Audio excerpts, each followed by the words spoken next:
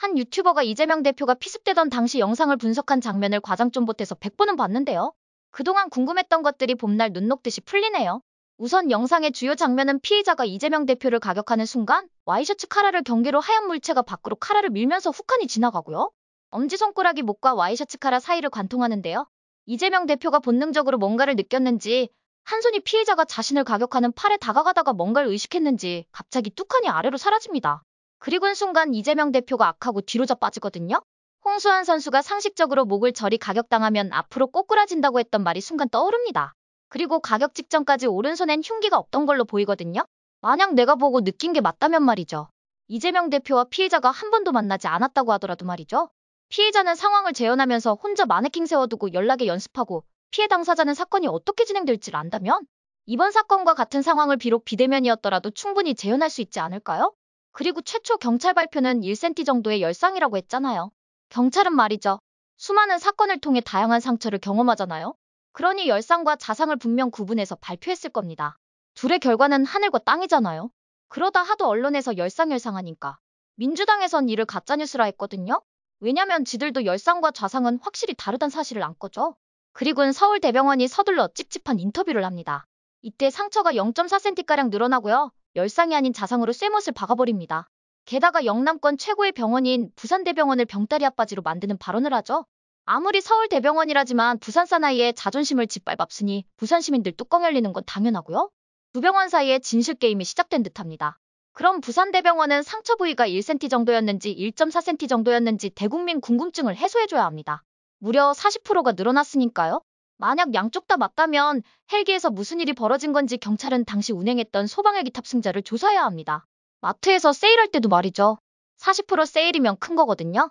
그리고 내가 이런 합리적인 의심을 갖는 이유는 꿰맨 부위가 1cm가 안 된 거로 서울대병원이 발표한 걸로 기억하거든요. 그렇다면 이 모든 상황을 한번 종합해서 굴비역듯이 저희 합리적인 의심을 풀어보겠습니다. 우선 사건 당시 피해자는 목과 와이셔츠 카라 사이에 오른손 엄지손가락을 훅하니 넣으면서 이재명 대표에게 엄지손가락 또는 엄지손가락을 감싼 뭔가에 의해 열상을 입히게 되는데요.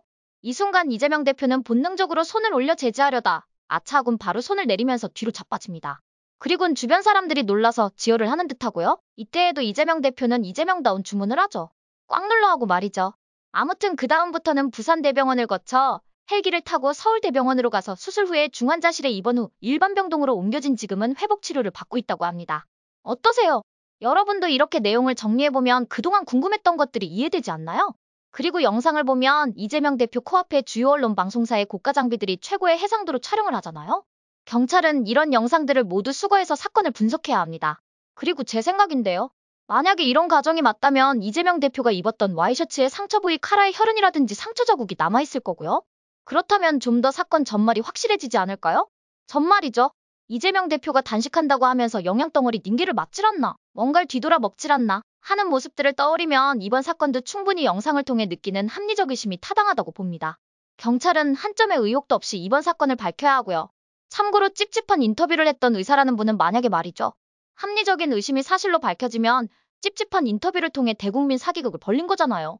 반드시 법적 조치를 해야 합니다. 서울대병원은 말할 것도 없고요. 이재명 대표님, 이태원 사건을 비롯해 그동안 주변에서 벌어졌던 사건 사고들이 본인 뜻대로 안 풀리죠. 이럴 땐 조용히 혼자 방에서 머리를 식히는 시간이 필요하지 않을까요? 물론 이재명 대표님은 운이 참 좋으셔서 이 모든 패키지를 공짜로 국가에서 밥과 독방을 제공해 줄 겁니다. 어쩌면 평생 말이죠. 대박 아닌가요? 아무튼 경찰은 윤석열 대통령님의 말씀처럼 한 점 의혹도 없이 이번 사건을 밝혀야 합니다. 요즘 말이죠. 사이버 수사대의 활약이 어마어마합니다. 혹여나 경찰도 은근슬쩍 넘어가려다가 싸잡아 한 방에 훅 갈 수 있다는 걸 명심하고 말이죠. 참 그리고 영상을 분석했던 유튜버의 동영상을 고정 댓글에 링크할 테니까요. 여러분도 영상을 보시고 제 합리적 의심에 공감이 가시는지 판단해 보시겠어요? 서프라이즈 할 겁니다. 어떠세요? 시청자 여러분도 저와 생각이 같으신가요? 그럼 좋아요하고 구독 한번 꼭 부탁드릴게요. 시청해주셔서 고맙습니다. 전 리포터 헬이었습니다.